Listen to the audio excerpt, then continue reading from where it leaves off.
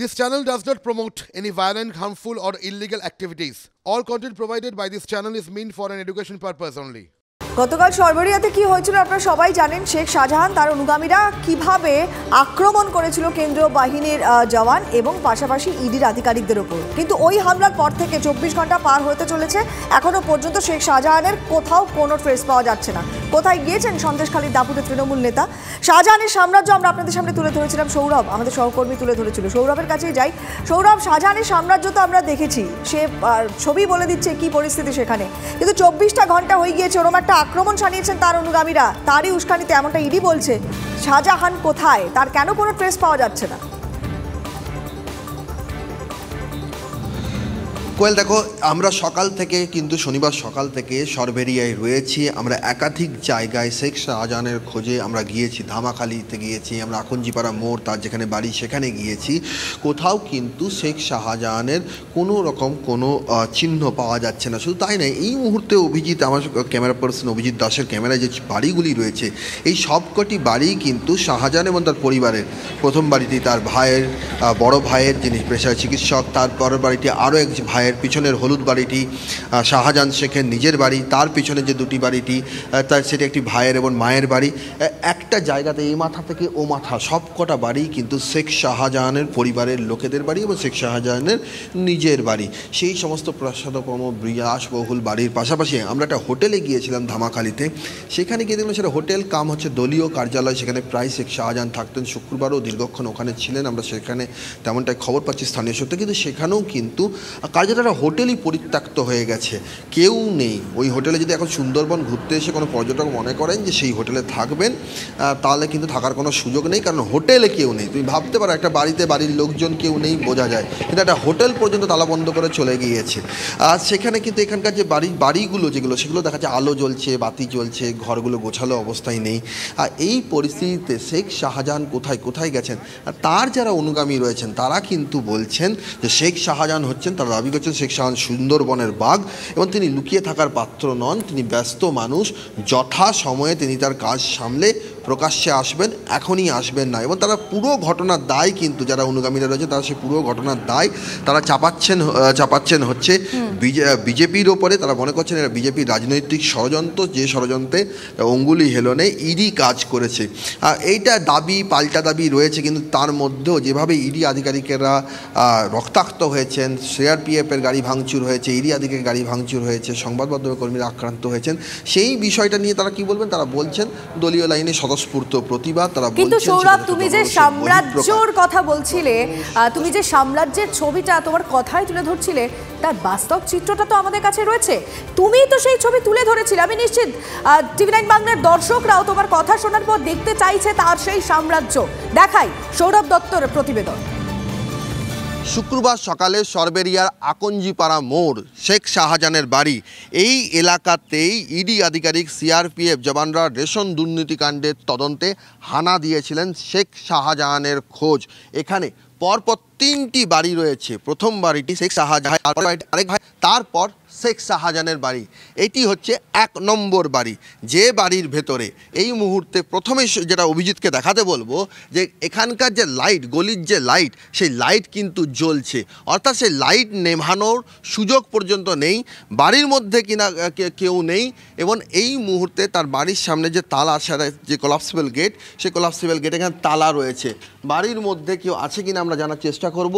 বাড়ির ভেতরে কিন্তু লাইট জ্বলছে, যে রান্নাঘরের যে লাইট, সে লাইট কিন্তু জ্বলছে, কিন্তু বাড়ির ভেতরে কেউ আছেন?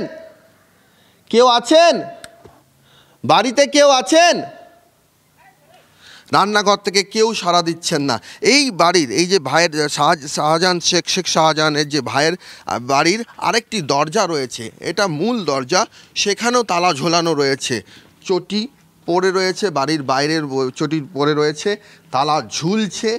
এখানেও কিন্তু লাইট জ্বলছে, কিন্তু বাড়িতে কেউ নেই। বাড়ি জনমানবহীন, একজনও নেই।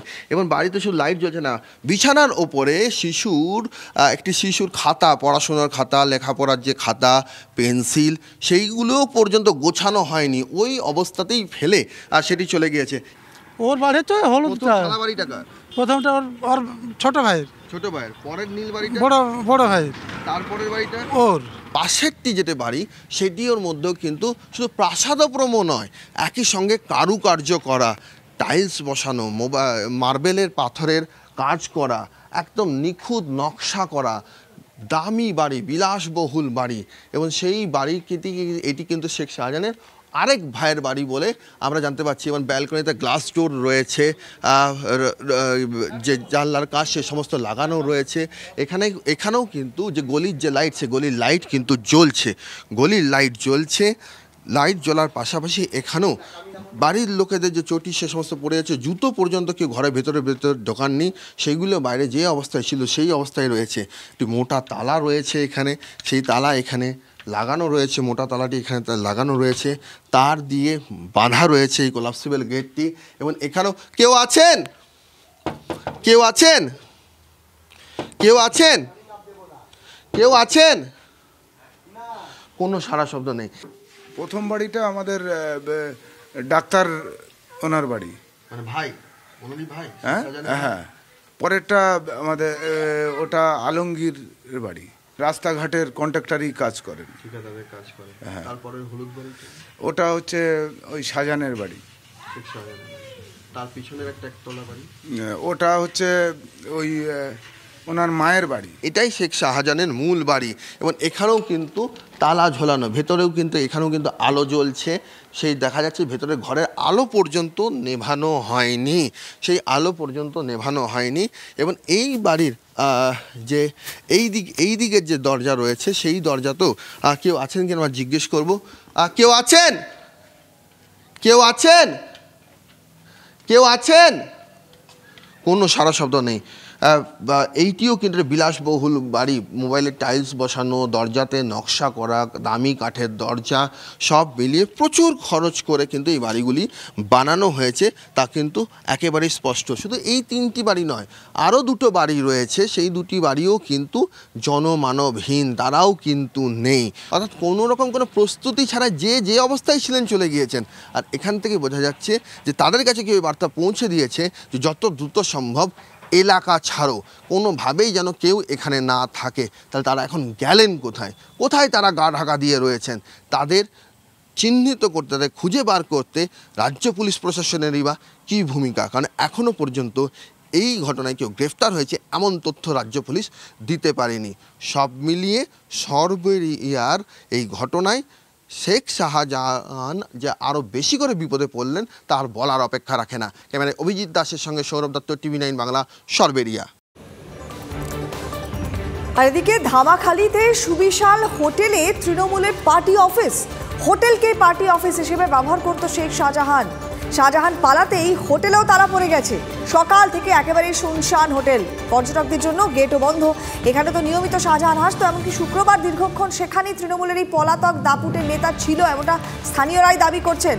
আর তিনি চলে যেতেই দেখুন হোটেলেও তালা। আরও একটা প্রতিবেদন। ধামাখালীর লঞ্চ ঘাটের কাছে হোটেল রয়্যাল সুন্দরবন, এই যে হোটেল রয়্যাল রয়েছে সেখানে তৃণমূলের পতাকা লাগানো রয়েছে। তার কারণ এটা হোটেল কাম দলীয় কার্যালয়, যেখানে নিত্য যাতায়াত ছিল শেখ শাহজাহান। যে শেখ শাহজাহান ইডির হানার পর থেকে এলাকা থেকে বেপাত্তা হয়ে গিয়েছেন। এবং এই হোটেলে যদি সুন্দরবন ভ্রমণ যারা করতে এসছেন তারা যদি মনে করেন হোটেল লেখা দেখে যে এখানে থাকবেন, তাহলে কিন্তু তারা বিপদে পড়তে পারেন বা ফাঁপড়ে পড়তে পারেন। কারণ হোটেল তালা লাগিয়ে দেওয়া হয়েছে। এখানে গেটে তৃণমূলের পতাকা লাগানো রয়েছে, কারণ এটা স্থানীয় সূত্রে দলীয় কার্যালয়।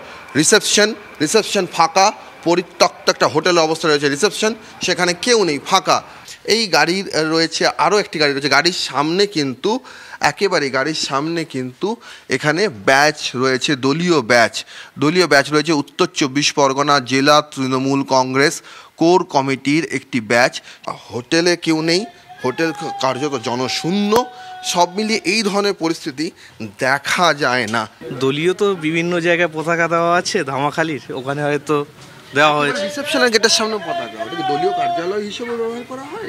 আমাদের তো অঞ্চল যেহেতু তৃণমূল কংগ্রেস চলছে, সেই হিসেবে প্রতিটা জায়গায় ফ্ল্যাগ তো থাকবেই দলীয় পতাকা, কিন্তু মালিক আলাদা, শেখ শাহজাহানের না। এটা সম্ভবত আমরা শুনেছি সুখদোয়ানি বাড়ি মালিকের, এবার আমি ঠিক বলতে পারছি না। শাহজাহানের যাতায়াত ছিল এখানে? এখানে তো ওনার অঞ্চল যেহেতু, মানে উনি ওখানে না গেলে রাস্তা দিয়ে যাতায়াত আমাদের হোটেলের মধ্যে যাতায়াত করতেন? ঠিক ওটা বলতে পারবো না। ভেতরে একটা গাড়ি রয়েছে, তার সামনে জেলা কর কমিটির ব্যাচ রয়েছে, তৃণমূলের ব্যাচ রয়েছে, স্করপিও গাড়ি রয়েছে। ওটা আমরা তো ভিতরে যাই না, আমাদের এখানে ব্যাংকের শাখা, ওটা ঠিক বলতে পারছি না। ঢোকে, তবে আমি বলতে পারছি না ওটা। গেস্টটা মানে গেস্টের লোকের আওয়াজে ঢোকে, কিন্তু আমি ঠিক হোটেলের সামনে তৃণমূলের পতাকা দেয়। হ্যাঁ, হোটেলের সামনে তৃণমূলের পতাকা দেয়, এটা কি দলীয় কার্যালয়? এসে দেখি এরকমই আছে, তবে আমি বলতে পারছি না ওটা।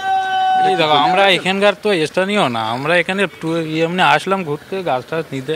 আচ্ছা, স্থানীয় সূত্রে যেটা খবর সেটা কিন্তু হচ্ছে যে এখানে শেখ শাহজাহানের নিয়মিত যাতায়াত ছিল।